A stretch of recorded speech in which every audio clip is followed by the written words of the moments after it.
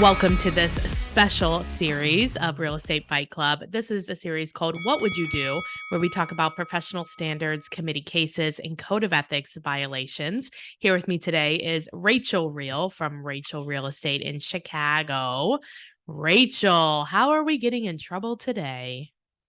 Oh, Jen, let me count the ways. How are you today? I'm super. Super, super. So this one's kind of a fun one, and I say fun loosely just because there's a whole lot of different moving parts to this one. But we're going to talk Lots of about Article violations, 10. huh? Right, lots of violations. Yay. So we're going to talk about Article 10, and which is about discriminating against any of the protected classes and how that can manifest itself in your real estate practice. And I will start by saying that most fair housing violations, let me pull the stat here, most fair housing violations, there are concerning a denial of reasonable accommodations and disability access comprise almost 60% of all complaints. And those involving requests for reasonable accommodations for assistance animals are significantly increasing. So Yeah, of all that's of the kind of fair a housing hard. complaints that you get, of all the complaints that the HUD gets, about fair housing violations, 60% of them are around handicap and reasonable accommodations, and those are increasing by the minute. But the reasonable accommodations is at the tenant's expense, correct? Well, it depends. It's the favorite Oh, word girl, today. we might have to fight about this. All right, Right. So let's hear it. so you can have a reasonable accommodation that involves handrails, grab bars in a bathroom, those kind of things. And a tenant, a landlord has to make the reasonable accommodation, and the tenant generally is responsible for paying that.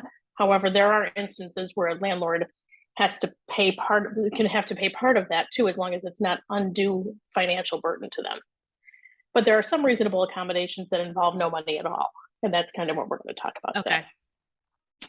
So, Article 10 says, and let's hope we're all freaking familiar with this one because I feel like I'm going to need to beat people over the head if they're not. Uh-oh. So, realtor shall not deny equal professional services to any person for reasons of race, color, religion, sex, handicap, familial status, national origin, sexual orientation, or gender identity. Right. Duh. Realtors shall not be parties to any plan or agreement to discriminate against a person or persons on the basis of race, color, religion, sex, handicap, familial status, national origin, sexual orientation, or gender identity. Okay. So you cannot, as a realtor, deny those services, nor can you be a part of any plan or agreement to discriminate against someone of a protected class. Okay. Realtors in their real estate employment practices shall not discriminate against any person on all those bases also. Okay. So can't do it, can't be a part of it. Okay. Seems pretty darn straightforward. Yeah, and I don't, right. Yes, it does seem very straightforward, like, duh. Very straightforward, Okay. right. Hello. Okay. So this case, not one of our code interpretations, but a scenario that happened relatively recently that I'm aware of. Realtor A, a listing broker representing landlord G, listed a property for lease and received 3 applications from prospective tenants. Okay. Realtor A marked each incoming application with the date and time it was received, then forwarded them on to the landlord for review. While the first prospective tenant's application met the landlord's credit and income requirements as reflected in the property listing, the prospective tenant advised they had an emotional support animal. The second prospective applicant met the requirements, as did the third. So you have 3 applicants that meet the requirements with credit and income. Okay. And the first one in the door has an emotional support animal. And this landlord doesn't allow animals, is I feel like where we're going. Well, we're getting there. Realtor A advised landlord G that despite the property listing stating no pets, landlord G could not consider the first applicant's emotional support animal as a pet, and that the landlord G could not discriminate against an otherwise qualified applicant on the basis of handicap. Landlord G, having 2 additional applicants who met the criteria, advised Realtor A that he, quote, really wanted to rent the place to applicant 2 or 3, as neither of them had pets, and asked Realtor A, how do we make that happen? Okay. Realtor A advised landlord G again that landlord G signed a brokerage agreement that they would not discriminate against protected classes, including handicap, in the course of leasing their property, and that Realtor A would not participate in any attempt to discriminate. What would you do? Oh my God. Oh my God. Right. So let's preface this by saying best practices when you're doing property management and I don't want to go to the extent of saying property management, but when you're screening tenants, Yeah. is you put your criteria out there, your credit, your income requirements, so that it's very cut and dry. It puts the landlord in a position where they're less likely to violate fair housing. Right. So this landlord But set in out this the credit case, and income everybody, requirements. Right. But that's why they're time stamped on the date they come in. So that but is the in best landlord practices, obligated to take the first one first? well, that's best practices, because then it puts you in a position where you are not discriminating. So Except say that, that's not best practice, right? This landlord's got 3 applications, and then he's going to pick the one he likes the best. but Say how he's you got 5 can't or 8. tell which one you're gonna like if you Well, don't meet if the the landlord looks criteria. at all of them, well, in this particular situation, you've got 3 well-qualified people. And if the landlord automatically says, well, this one I don't want because they have an emotional support animal, they've just violated fair housing. I would They've go just back and say, discriminated against look, a we have, prospective tenant based on handicap. okay, but you can go back, you can discriminate based on money. So that's where Right. I would go if I was the landlord. I'd be like, look, we have 3 qualified applicants. See if somebody's willing to pay, 25 or $50 more. You put yourself in a very, very gray area there. No, you don't. So you do, because if you go back to all of them, you have to give that to everyone. You Yeah, can't just say everyone, one person, do you want all this? Right. 3. So now let me throw this back at you then. So the applicant with the emotional support animal says, I'll pay $100 more than everybody else, Great, take them. but I don't want a pet. I know. Oh, I mean, so you would ask for the papers to see, because the thing is like a lot of people don't really have papers. They say they're emotional support animal, but they're not really, right? So you ask for the Correct. papers, and like I don't know if there's different levels of like emotional support animals or not. And there's No, not, because it used to there's be just like up one. until like last year or some really recently, it was like $200 online to call your crazy dog or your crazy Well, and pet. that's a scam, and those are scams, Well, but because they that paperwork that you get from those is useless. so that's what So I'm if you saying. look Ask into for if the you look at paperwork. right, and well, and even if somebody gave you so in this particular situation, the prospective tenant with the emotional support animal provided a letter from a professional that was located out of state, that wrote a letter based on a one-time brief consultation with the prospective tenant. Is that legal? That in itself, well, she can do it all she wants and charge money for it. This provider can. However, that doesn't rise to the level of therapeutic relationship as it applies to this Yeah, particular that's what I'm scenario. saying. That's why you're okay. Let's take a pause So here. We need a yes. breath. I need to Need a collect break my on this one. thoughts. Yeah.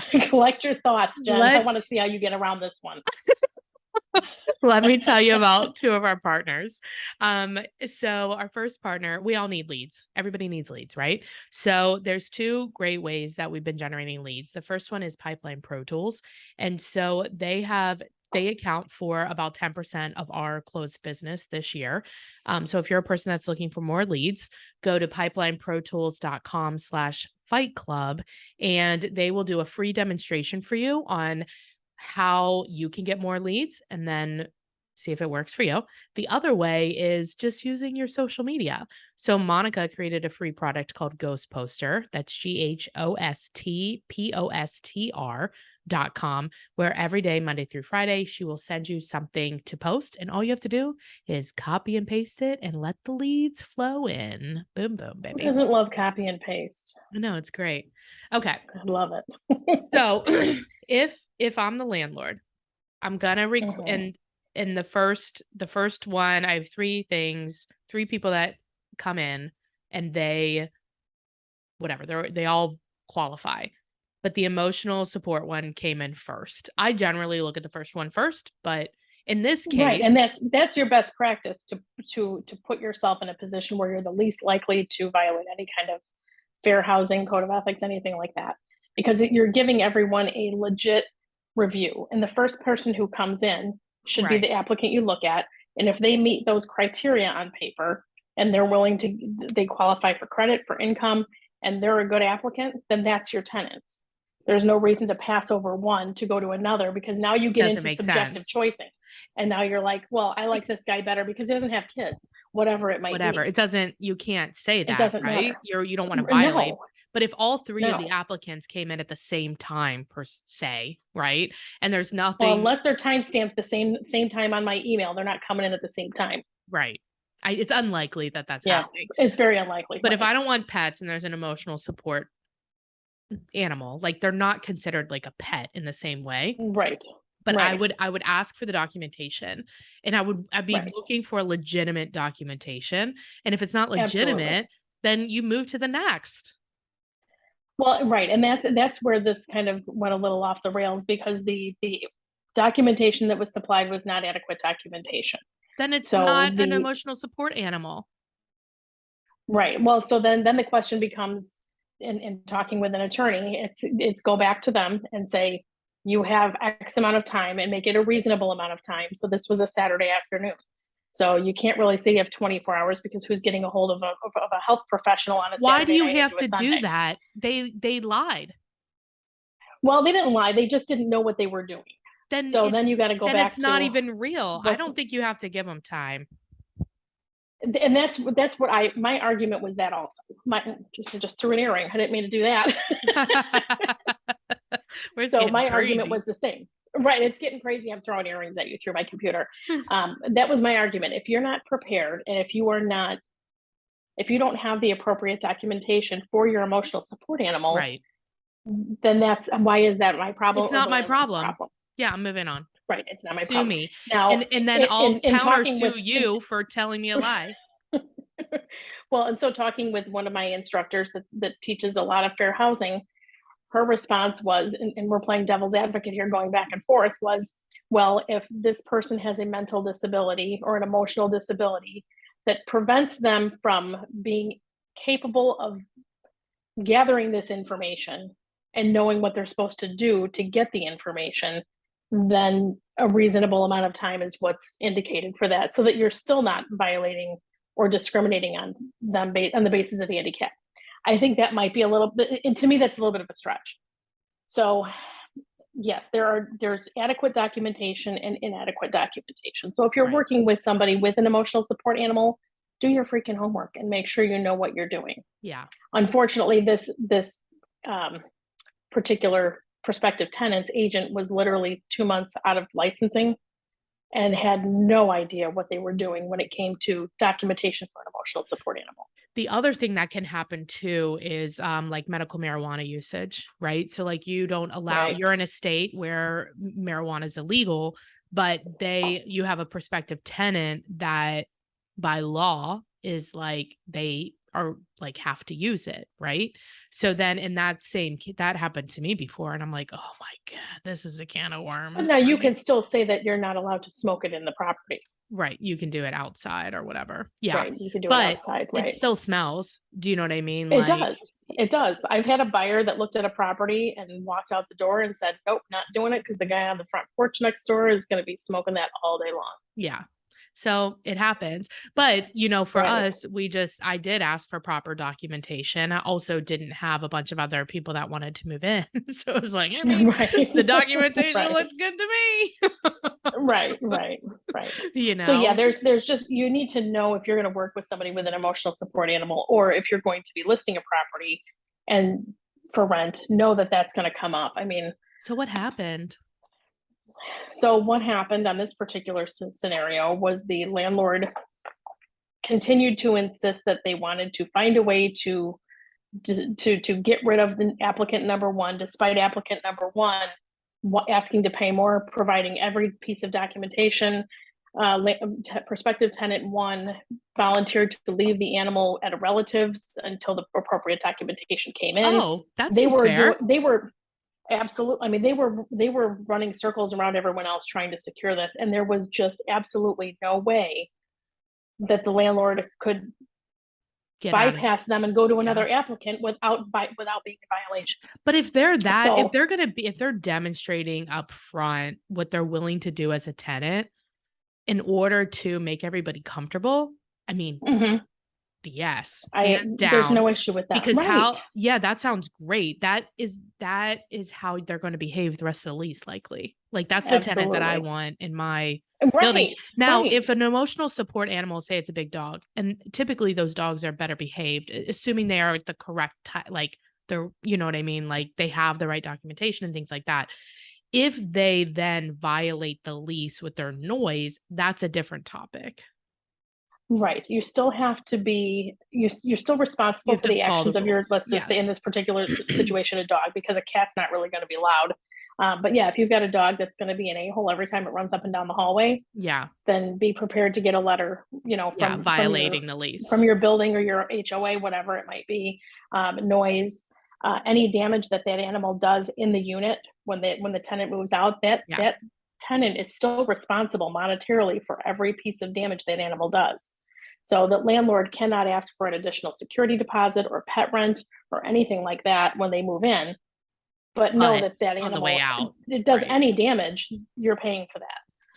So So in this case, it so feels this particular agent had to cut the landlord loose. Said, "I'm it would sorry, have to. you're asking me to violate federal fair housing laws, which can cause me to lose my license or come up with I think the initial first time offender fine is $16,000, and it goes. I mean, that's the first timer.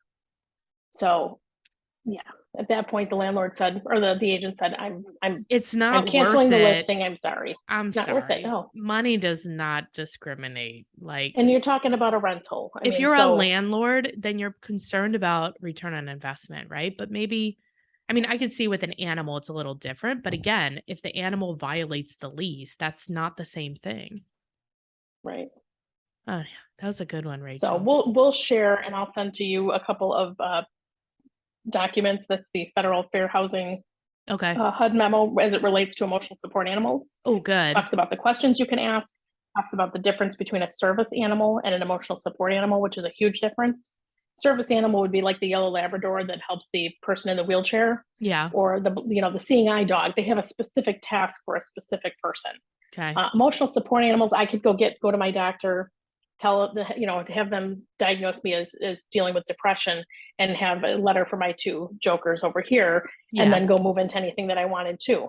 I'm going to argue that every single person that has a dog, they're an emotional support animal. I mean, seriously, if you took my dog away tomorrow, I'm probably going to be pretty darn upset about it. Exactly. But you're still responsible for those animals. So I an don't know. emotional support animal has no training.